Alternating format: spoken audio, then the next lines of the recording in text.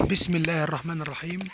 مع حضراتكم أحمد علي من قناة أحمد علي للشروحات المختلفة، وإن شاء الله هنبدأ النهاردة في شرح بعض الأجزاء من برنامج الفوتوشوب. وهنبدأ دلوقتي بالشبكة، وساعات هي مشكلة بتواجه بعض مستخدمي الفوتوشوب، ممكن يعمل عملية إظهار للشبكة وما يعرفش يخفيها تاني. هنبدأ أول حاجة تعمل عرض إظهار، هتلاقي الشبكة متنشطة. احنا نبدأ بقى ايه، نجيب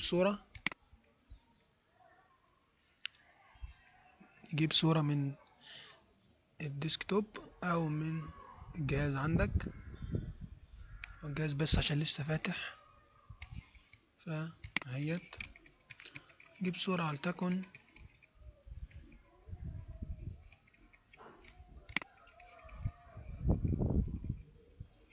ديت مثلا. هنبدأ نعمل إظهار للشبكة ونخفيها تاني. من قائمة عرض هتلاقي إظهار، هتعمل الشبكة كده، عملنا عملية إظهار للشبكة.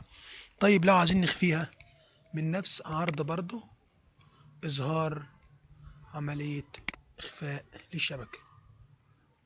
وبكده نكون انتهينا من درس إظهار وإخفاء الشبكة، والسلام عليكم ورحمة الله وبركاته.